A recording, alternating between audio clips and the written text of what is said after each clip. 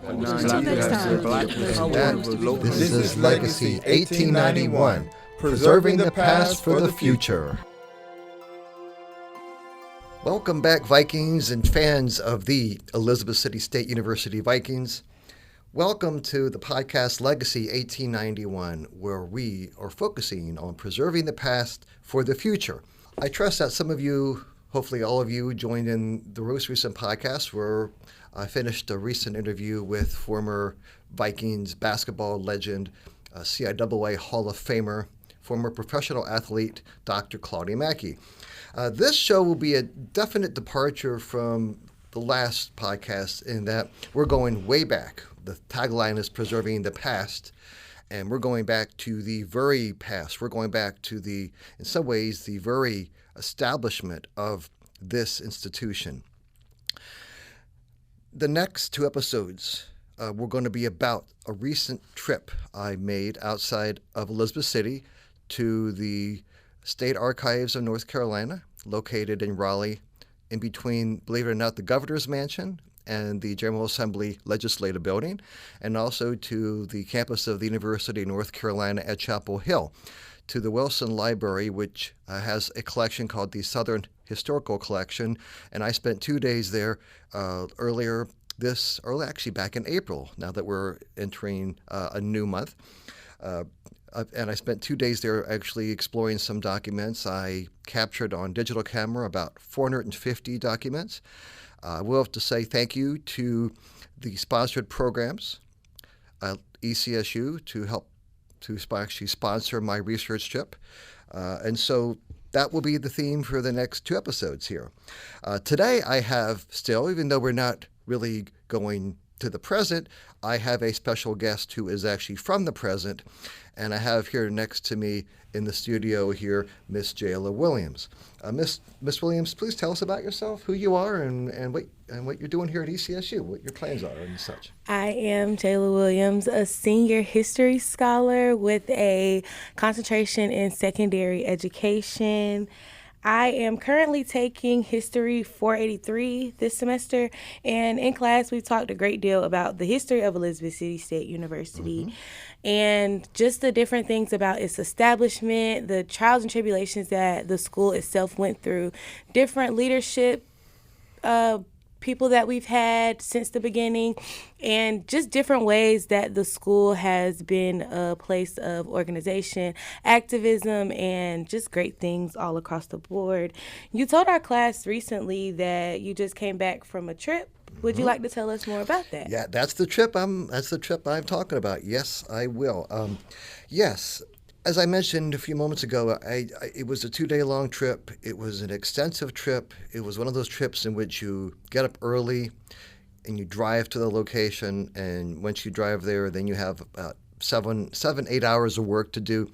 And since the trip is so short, I want to get as much done as I could during those 2 days because, unfortunately, I just can't go back to Raleigh as easily as I can go to the archive here on campus or even other places that are in this region. So I did go through a lot of papers. I went through a number of things, including North Carolina General Assembly records. I went through the personal papers of a number of North Carolina politicians, including Marion Butler, who was the only populist to become senator in North Carolina. He served from 1896 to 1902. I also looked at other papers, some other prominent officials during what we call the white supremacy movement in North Carolina, which was a very pivotal period in the history of this institution. And again, there were so many things I went through and so many different papers, and I said 450 plus different photographs, and I literally probably looked through a couple thousand pieces of paper during those 2 days. So it was definitely a wild trip. That's in a nutshell. I made a lot of discoveries, things that surprised me, things that stunned me. And so that's the trip. Okay. Would you like to tell us more about what you thought was mostly important during your trip? Any documents that you found interesting, or just an overall basis of what you thought was important, what stood out to you? Okay. Yeah, that's a good question because there's no way I could cover everything I'd uncovered in about two podcasts. And again, we would try to keep it important. So yeah, that's a great question. So I have a couple of things I'd like to share and things I'd like to mention, given time. Again, I could probably go on through a number of podcasts, but again, I'm going to try to be sensitive to the radio station here and the time here, and to just show you and to talk about a couple of them here. The first one the first I want to mention is my most important discovery, and this is probably, perhaps, one of the most important, if not the most important discovery I have made in my archival research outside of this institution. It's definitely in the top two or three. I found the bill that directly led to the establishment of this institution. As you know, and again, anybody who's a Viking or a fan of the Vikings who's been on campus here in March knows that we celebrate Founders Day. Founders Day is about recognizing the founding of the institution, the founding fathers and mothers who led this institution through 1939. But many don't know that this institution is unique. We are not a product of the Second Morrill Act, unlike North Carolina A&T State University. We weren't purchased by the state at a later time, such as the case with North Carolina Central. We were established as an act of legislature. And the man who wrote the bill that once passed into law, established this institution, was Hugh Cale. This is famous House Bill 383. And again, if you pay attention during Founders Day, they actually mentioned Founders Day Bill 383. I went to the North Carolina General Assembly legislative records, and I dug. And believe me, when I say dug, it's almost like dirt because the documents are so old that they're not quite like the paper we see today. In fact, I think I had an allergy, so 2 days into it, I was needing to get some allergy medication because of all the dust and stuff. Seriously. But I found the bill. And when I say I found the bill, I don't say I found a copy of the bill. I found the bill that Hugh Cale wrote by hand and signed by hand. And I made a copy of it, of course. My only regret is I probably should have asked for a scan of it, and darn it, I should have thought of that, but I was so tired after 2 days of research that I didn't think of it. Shame on me. But here it is, and it's entitled An Act to Establish a Normal and Training School for the Colored Race in the Town of Elizabeth City, County of Pasquotank. Now, I'm not going to read the whole bill. It's only a page and a half long, but I'm still not going to read it. Notice it was handwritten. He wrote it in cursive. And there are, of course, the key parts here. He wants this to be a normal and training school for the purpose of training and teaching young men and women of the colored race for teachers of the common schools of the state. And what he wanted in this bill, now this was his handwritten bill, this was his idea. Many people who follow legislatures know. Again, Jayla, have you ever seen a documentary about how a bill becomes a law and what's all involved in it? Yes, it takes a while. It's not an easy process, and it's not a short one either. And you also are aware that sometimes legislators put forth bills, but they don't go anywhere. Yes. They sometimes die in committee. Mm-hmm. Sometimes they first reading, kaput. Sometimes the second reading, and then if it passes the committee, then it goes sometimes to the whole body, and the whole body can reject it, and then the governor has to sign it. And that's how. So it's a bill doesn't mean it's going to become law. So this bill, and what's interesting is what became law is not what is in the original bill. Hugh Cale wanted $1,000. Now that might seem like chump change today, and frankly, $1,000 doesn't get you the way it used to even today in 2026. But $1,000 back in that day was a lot of money. He wanted $1,000 for just the school. Now, he signed the bill, and you can see here there's a signature on page 3 here, and you see that's Hugh Cale's signature right there. Mm-hmm. That's his writing.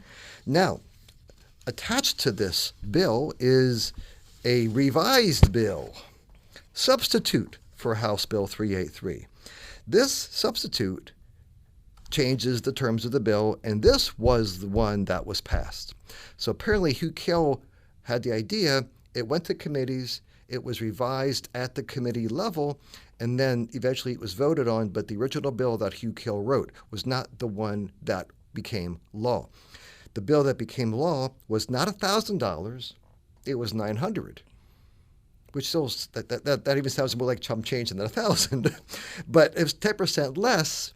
So let's say compare 100,000 and 90,000. Someone offers you a job and one offers you 100,000 and one offers you 90. Obviously, there's a big difference here, and it's important. So, in those terms, this was a significant cut.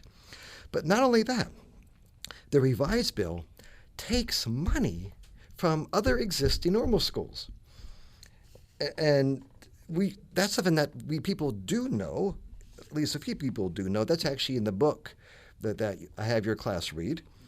But the bill that was passed takes $100 from the existing state colored normal schools from Salisbury, Franklinton, Goldsboro, and Plymouth. Now, all those schools closed down.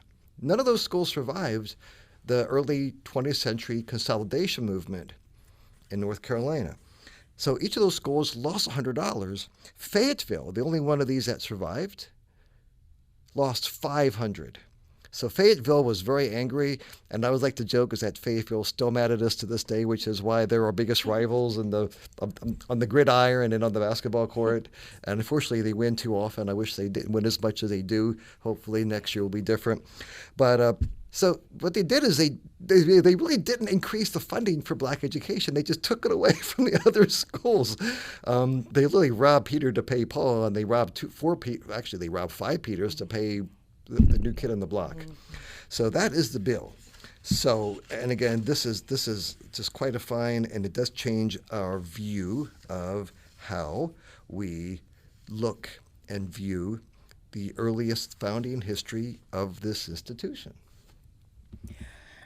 Thank you. So my next question would probably have to be, why is it important that the bill was rewritten and the money was taken from the other institutions? Like, what did that mean for, one, public education, but also for Elizabeth City State?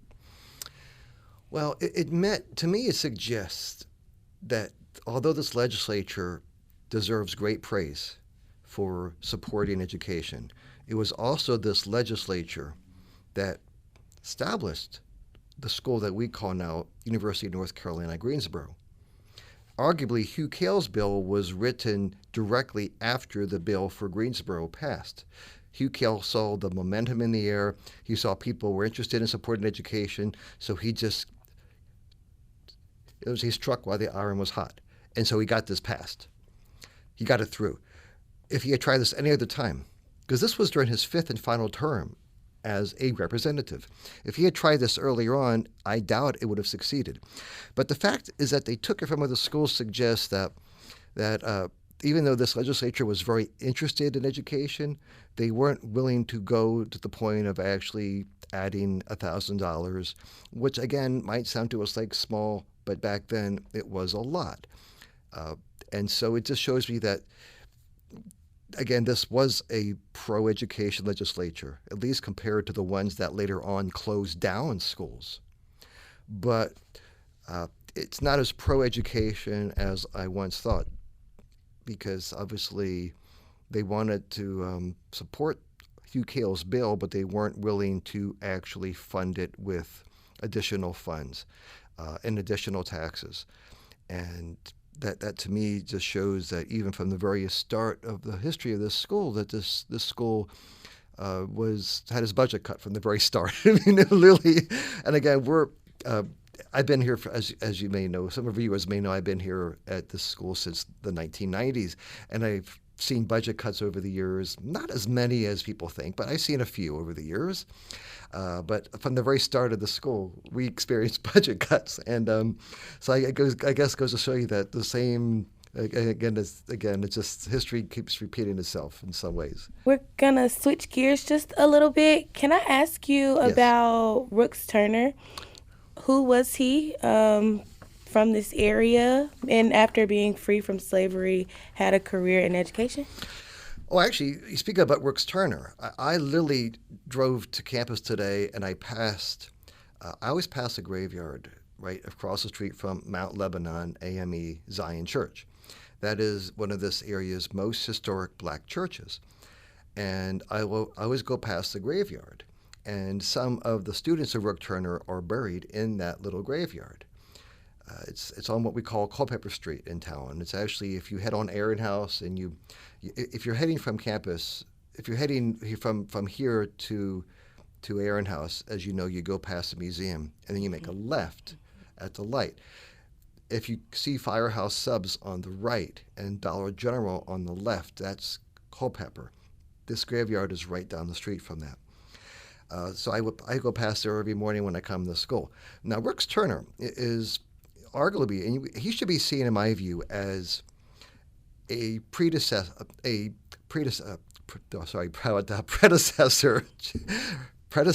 to P.W. Moore and Elizabeth City State. Brooks Turner was born enslaved, and when he was free, he started school around the age of 21. When I say school, I don't mean university. I mean started primary school. He finished essentially 12 years of schooling in 4. Later on went to Howard, later on earned a master's degree.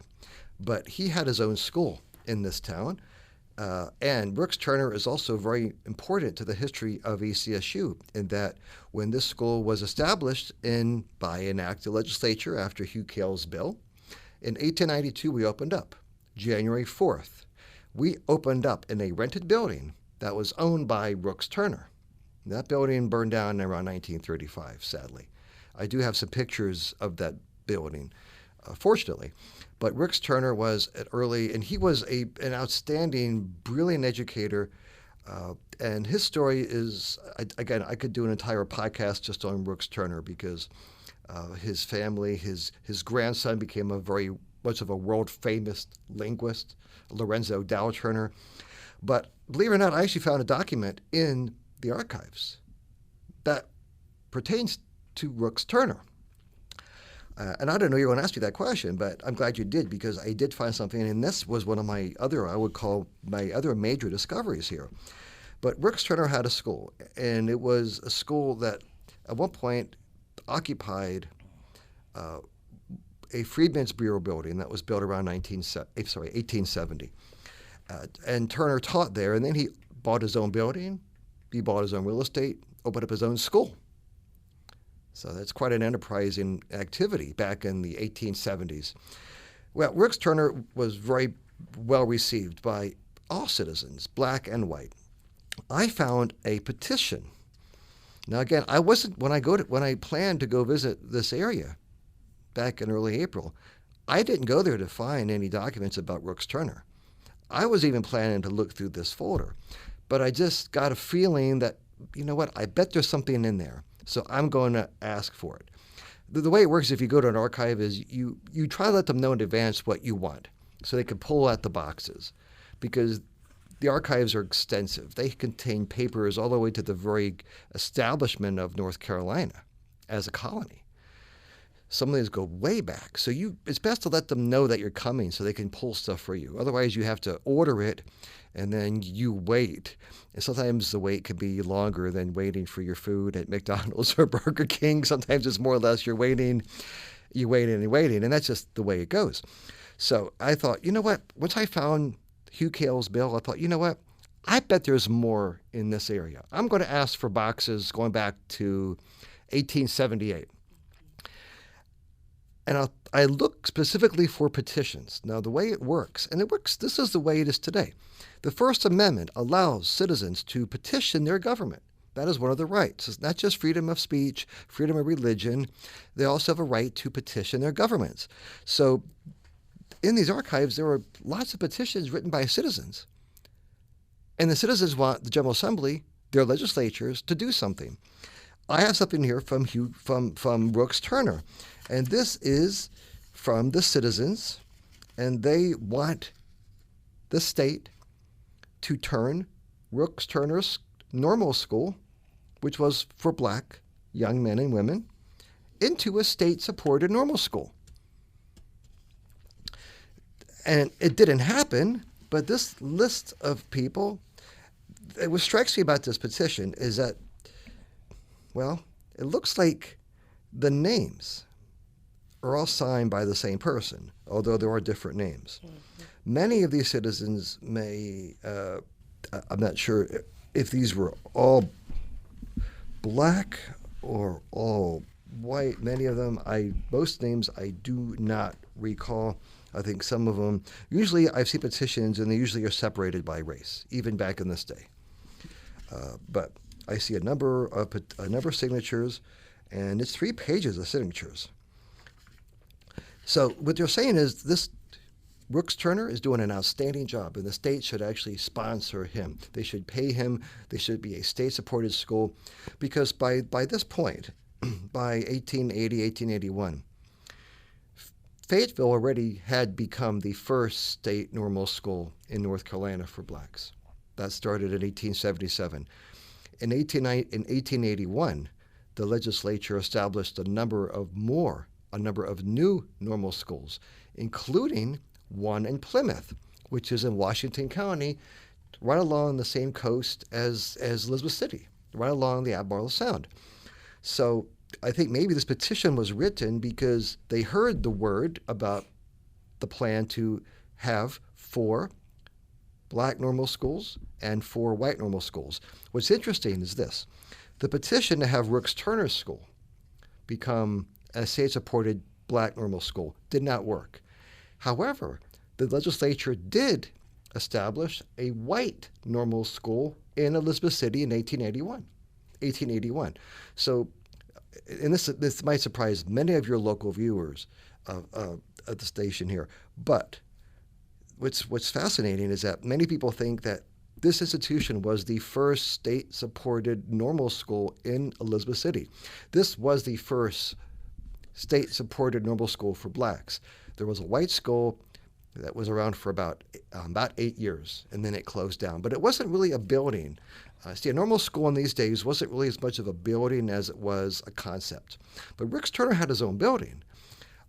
But they decided, apparently, but this petition, it just tells me that there was a great thirst in this town for education, and it was education for blacks and education for whites. So this town has always been, had a reason to be proud of itself because it's actually supported the advancement of young people. Okay. Thank you. I know in class we talked about the 1898 white supremacy movement in North Carolina and how it was important in the shaping of Elizabeth City. What did you discover about 1898? Oh boy, there is a lot of stuff to talk about 1898. Were you if I recall, remember when David Sosowski came to campus a couple of weeks ago? Mm-hmm. You were in that room. In fact, I think you spoke. Yes. Remember when he talked about North Carolina history? There's one topic he thinks every North Carolina history course should be about. Mm-hmm. What was that? You remember that? It was the election of 1898 to 1900. 1898. And if you remember reading my book for your class, that was something that I considered to be pivotal. Mm-hmm. Now, Dr. Evelyn Johnson, and many people know, because many of us know that Johnson Hall is literally walking distance here from the studios. But Dr. Johnson was a musician, and she was an outstanding musician. But she was not a historian.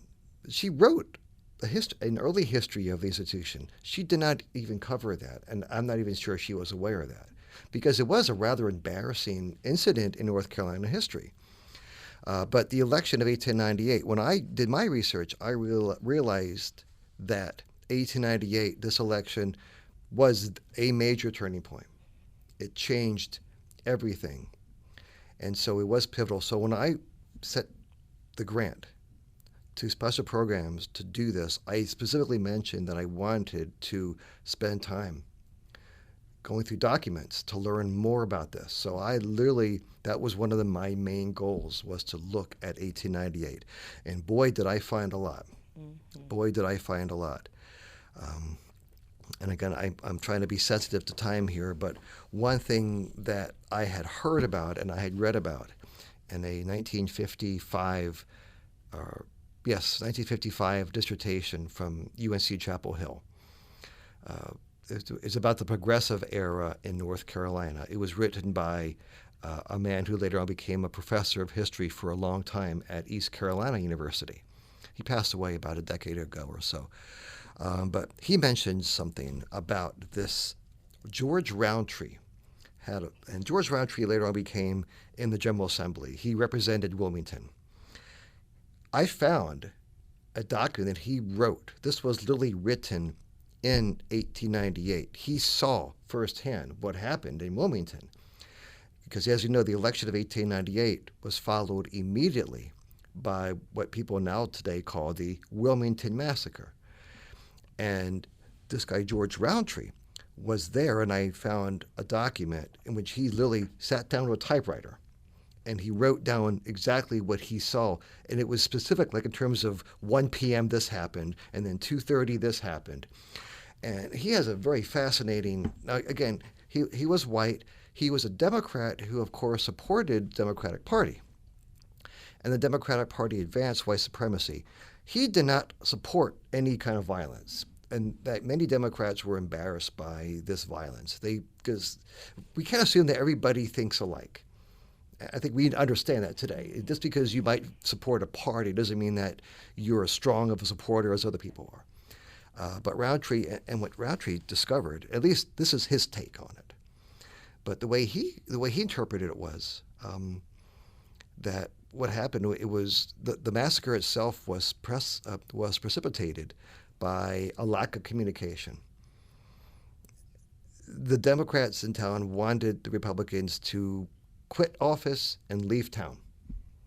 That was what they were told. You need to quit and you need to leave, which of course was pretty horrendous because if people are elected to office, they shouldn't feel that they have to leave.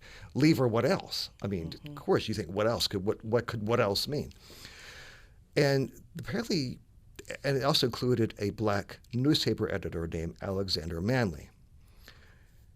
But from what Roundtree said, he saw this was going on. He said that the Republicans and Manley agreed to leave.